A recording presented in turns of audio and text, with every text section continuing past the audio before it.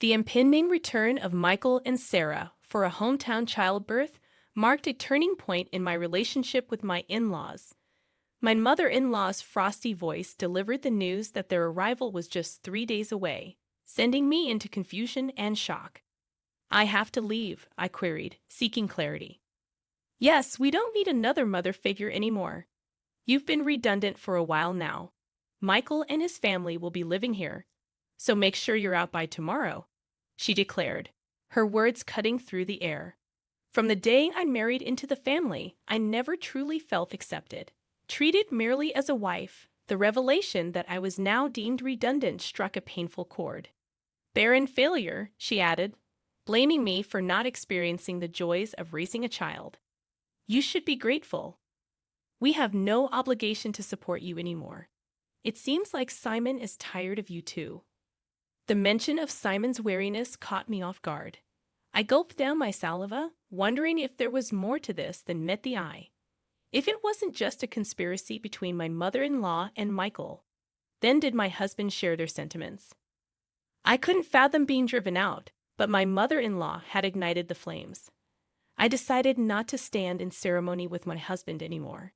If this wasn't just a scheme against me, then the fate of the house was none of my concern. They would have to face the reality they had ignored for far too long. Personally, I, Anna Thompson, 45 years old, residing with my husband and mother-in-law in a popular area near the station, was ready to move forward. When we initially hunted for a house, the accessibility to the city center made this location ideal. My husband, Simon, 8 years my senior and a divorcee, was particular about the space and rooms. Despite the steep rent, we believed it was worth the stretch. Simon, whom I met through a friend's introduction, enveloped me in the unique kindness of an older man. After 2 years of dating, we decided to get married, undeterred by my infertility due to a past illness. Simon's affection remained unwavering, and he promised to make me happy. To avoid suffocation, we moved to a spacious apartment where I had my own room. Simon's son, Michael, from his previous marriage, turned 10 this year. Despite initial challenges with childcare, Simon's parents have been helping out. When Simon's father passed away, his mother took over as Michael's caretaker. Since our first meeting, Michael had been distant, avoiding eye contact. I attributed it to his shy nature and the difficulties of approaching adolescence. As long as they accepted me as a member of the household, I'd overlooked the subtle signs of unease. Initially, I found contentment in the quiet and refined demeanor of my mother-in-law. When I formally introduced myself after our engagement, she treated me with utmost politeness, leading me to believe that we would get along well living together. I'll continue to prepare the meals as I have been. Simon comes home late, so it's okay if we eat at different times, right, Anna? I'll leave the cleaning and laundry to you. All right, let's work well together, she suggested during one of our early interactions. After marriage, I transitioned from a full-time employee at the pharmacy to a part-timer, aligning with our division of household chores. Although I arrived home late, around 8 p.m., dinner was always ready, a comforting routine that contributed to my sense of contentment. My mother-in-law and Michael typically had dinner before my arrival, leaving me to eat alone. Despite occasionally feeling a sense of "is this it?" after getting married, I accepted our family style.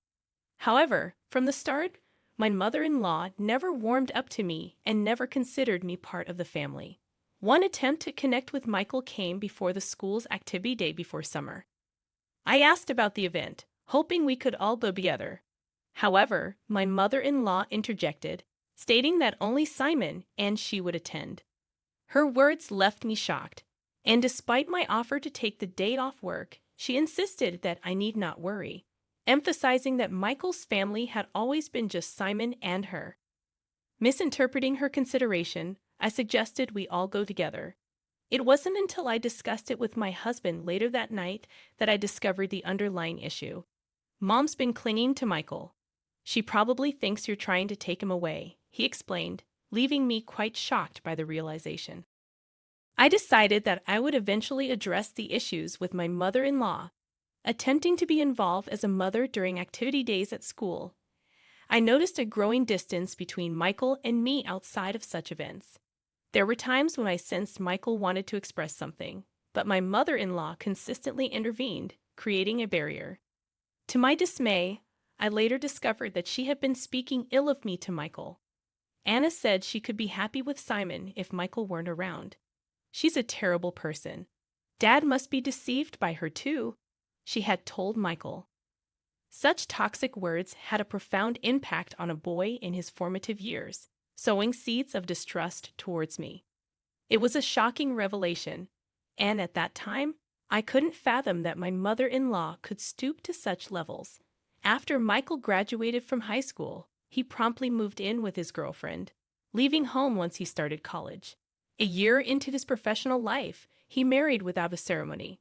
Surprisingly, once Michael moved out, my mother-in-law ceased all housework. Instead, her newfound pastime seemed to be picking on me. She no longer cooked, a task she used to handle, and now sat at the dining table waiting for my return.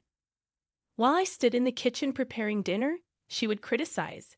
"You're really inefficient. At this rate, it'll take you all night." I had never been adept at cooking, having relied on my mother-in-law previously. Even when I managed to cook, she would taste each dish and complain, "This tastes awful. I'm sorry, I'm trying my best." She accused me of being tone-deaf when it came to flavors and remarked that it was a good thing Michael never had to eat my cooking. Her complaints extended beyond meals to nitpicking every aspect of my life, from cleaning tasks I never used to do to laundry. "Why are there so many wrinkles on the laundry? You have to vacuum every nook and cranny. You really can't do anything right. Didn't your family teach you anything?" Her constant belittling took a toll on my self-esteem, leaving me standing there, enduring the scrutiny of even my family. Frustration gripped me as my mother-in-law continued her relentless criticism. "I don't know how you won over Simon, but I can't see much charm in you as a woman," she would declare, always concluding with the same line. "If you hadn't come, Michael would have never left." Recognizing the void in her heart left by Michael's departure, I attributed it to empty nest syndrome. In an effort to endure her mistreatment, I convinced myself that allowing her to vent on me might bring her some solace. However, her bullying took on a renewed vigor after a particular event, the pregnancy announcement for Michael's wife, Sarah. The joy my mother-in-law exhibited surpassed anything I had witnessed before. "It's Michael's baby. It's bound to be adorable." "Yeah, he'll be my first grandchild," she exclaimed. While I shared in the happiness, her excitement seemed abnormal, possibly fueled by Michael's request for Sarah to have the baby at our place. Sarah's family home was an hour away by plane, and with no one else to rely on in the area, they turned to us for help. My mother-in-law, naturally, wouldn't dream of turning down Michael's request. The frequent phone calls from Michael and her feverish excitement prompted an immediate flurry of preparations. She zealously cleaned Michael's room, prepared the bedding, and even compiled a list of baby items, exhibiting what seemed like a case of great-grandchild fever. Being involved was inevitable for me. After returning from work, my mother-in-law would assign tasks, insisting on meticulous cleaning and waxing, making the nights especially arduous after a long day at work. Any attempt to cut corners would result in being told to redo the tasks. Adding to the strain, my mother-in-law began requesting money, and soon our house was overflowing with baby items. "Anna, I need you to withdraw some money tomorrow. There are things I want to get ready for the baby," she instructed. Concerned about the excessiveness, I questioned if it was wasteful to prepare so much when Sarah and Michael hadn't even arrived. I suggested waiting to choose together with them, expressing my desire to meet my mother-in-law's requests. The relentless spending troubled me deeply. "How can you be so cold? It's Simon's grandchild," my mother-in-law accused. I attempted to explain my concerns about the excessive purchases, emphasizing that I thought Sarah might want to choose things for her child herself. However, my mother-in-law's response was cutting. "That's right. You're not related to Michael by blood. You don't care, do you?" she declared, casting doubt on my intentions. Desperate to convey that it wasn't true, I pleaded, "Please don't say that. I just thought Sarah might want to pick things out herself. Wouldn't you want to choose things for your own child?" My attempt to reason only earned me a sharp glare from my mother-in-law, leaving me with a sense that I had gone too far. The next morning, my mother-in-law remained in her room, possibly still upset. Simon, preparing for a 3-day business trip, called out to her, urging me not to dampen her enthusiasm for the great-grandchild. He acknowledged that he shared my worry, but seemed dissatisfied when I expressed concerns about their spending. "Are you saying my earnings are too low?" Simon retorted, his mood turning sour. Frustrated, he left with a dissatisfied look, leaving discussions about money hanging in the air. As the one managing our finances, I couldn't help but think ahead, especially considering our shared property and our financial situation. Married for 13 years, Simon had provided us with a comfortable life, emphasizing that my part-time income was for my personal enjoyment. Over the last 5 years, however, his company's performance had declined, resulting in a significant reduction in his salary. Uncertain about the company's future, Simon seemed unwilling to change jobs, maintaining his position as a department head for appearances in front of my mother-in-law. Currently, I covered the rent, while Simon contributed to living expenses. To save face, we kept this financial situation from my mother-in-law. Recognizing the need to apologize, I left work early that day. Upon my return home, I found her sitting at the dining table waiting. "I'm sorry about yesterday. I went too far," I apologized, seeking to mend the strained relationship. However, my mother-in-law didn't respond. Instead, she blindsided me with something else. "Since Michael and Sarah are coming back for a hometown childbirth, please get out," she stated in a chilly voice. The return of the eldest son and his wife was scheduled in 3 days. Confused and stunned, I asked, "Me? I have to leave." Her cold response confirmed the unwelcome news. "Yes, we don't need another mother figure anymore. You've been redundant for a while now. Michael and his family will be living here, so make sure you're out by tomorrow," she continued. The realization hit me hard. I was never truly accepted as part of the family since the day I got married. I had been treated as a wife thus far, but now I was being forced out. The cruel words intensified, blaming me for being a barren failure and insinuating that Simon was tired of me as well. The mention of Simon possibly getting along with a new girlfriend left me shocked and questioning the distance that had grown in our relationship. Gulping down my saliva, I considered the possibility of falling into a trap, recalling that my husband hadn't had overnight business trips until a year ago. Attempting to maintain composure, I decided to eat out that night and left the house, walking aimlessly to calm my severely shaken heart. Worried about my husband, I tried calling his cell phone despite my mother-in-law's words, but he didn't answer. Calling his office revealed that he had taken a couple of days off. Adding weight to my mother-in-law's words, bad thoughts began to overwhelm me, and tears streamed down my face as I staggered along. Noticing a tavern behind the station, a place we used to frequent when we first moved there, I went inside. The tavern owner's expression clouded momentarily when he saw me, but then he nodded slightly in recognition. Feeling a sense of relief, I greeted him. "Hey, long time no see. It's been about 8 years. I used to come here a lot with my husband." The owner, a man of few words, responded with a simple acknowledgement, and I couldn't help but smile, finding comfort in the familiar surroundings. "Can I get a beer and a mixed plate of grilled chicken, please?" I asked, seeking solace in the familiarity of a place that once held happy memories. The tavern owner, a man of few words, brought me a cold beer and grilled chicken, and I took out my cell phone. The screensaver displayed a photo of us from Michael's 18th birthday, both looking sharp in the slim suit we had chosen together. Yearning for a closer family bond, I pondered whether moving out the next day was a viable option. As the day's fatigue was washed away by the cold beer, I searched for moving companies that could assist on short notice and saved 2 junk buyers in my favorites. Changing the screensaver on my phone seemed to clear my head completely, and the beer and grilled chicken tasted exceptional. I decided to contemplate everything once I got home. As I walked away from the tavern, I was startled by a young waitress from the tavern running towards me, asking if I was Mrs. Thompson. Confirming my identity, she shared a startling revelation. My husband was having an affair with one of their employees. Her frankness and youthful sense of justice brought a wry smile to my face. We exchanged contact information, and she promised to keep me informed if anything happened. This unexpected revelation added credibility to my mother-in-law's words. Instead of sinking into sadness, a fiery anger welled up within me. It was time to confront the truth. Determined to confront the situation head-on, I booked an appointment with one of the moving companies I had saved earlier. If it wasn't just a conspiracy between my mother-in-law and Michael, then I saw no reason to continue honoring my husband. The thought of being driven out seemed foolish, and I resolved to go all out and put an end to this chapter of my life. But it was my mother-in-law who had sparked this. Whatever becomes of this house now is not my concern.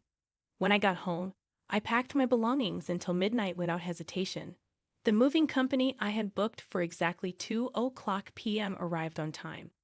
I'm moving out today. The movers are coming, so I'll take everything I bought with me. I wish you could erase even the trace that you were here, I said, clearing out all the furniture and appliances, everything I had paid for with my part-time job money, besides the rent and living expenses. Watching the procession of my belongings being taken out, my mother-in-law started to panic. Wait, Anna, what are you doing? If you take all this, how will we live? To leave no trace behind. I'm taking everything I bought. You can start a completely new life tomorrow, I replied, ignoring her protests. She complained loudly to the movers, but there was nothing she could do. All that was left in the house were piles of baby gear and her old dresser from before the marriage. Well then, I bid you farewell. There should be no trace of me left. So enjoy your life with Simon, Michael, and his family, I declared, leaving her sitting there stunned. I placed the keys on the table and walked out. I had the movers hold on to my things for a while, and I decided to stay with a single colleague for some time. Feeling a sense of completion, I slept soundly that night. It was a week later when I finally heard from my husband. Wonder if he was scheming with that other woman. While my husband was dragging his feet, I got a call from the young woman at the tavern. Got a good shot, so I'll send it to you.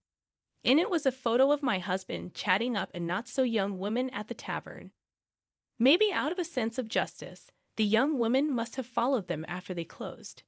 There was also a photo attached of the two entering a hotel. Even in such times, the cheating continued and any last bit of affection I had for my husband dissipated. I asked for the woman's name and had her address looked up. The next day, after I had all the evidence of the affair, my husband called. Anna, where are you at? Michael and his family are here too. Aren't you going to come home soon? No, I'm not coming back. Your mom told me to leave. I'm done here. Michael and his family are going to live with you now, right? I knew it. Michael and his family are out of money and looking to crash at our place. I heard that after graduating from a vocational school, they've been hopping from job to job, and now they're working part-time. No, I want you back, Anna. I went to the pharmacy, and they said you're off for a bit. Got a place to crash. Yeah, I'm fine, so don't worry about me. Your mom and Michael didn't like me, right? I reckon they're happy to have the place to themselves without me around. My snide comment left my husband speechless. He knew his mother and Michael never accepted me as family, but pretended not to see it. Well, all right. I have something to say, so I'll come back thereons. Yes, for the sake of my future, I need to finish this last chapter, my husband replied with a relieved plea in his voice. Days later, I went back to the house for the first time in a long while. There were some new pieces of furniture and appliances inside. When Michael and Sarah saw me, they just nodded from their seats on the sofa without getting up. As I took a seat, my mother-in-law glared at me with a scary look on her face. The atmosphere was tense. Just as I thought to get things done and leave quickly, Michael spoke up. What are you doing here? You took everything from the house. What kind of monster does that? Dad's been supporting you, and you've had it easy.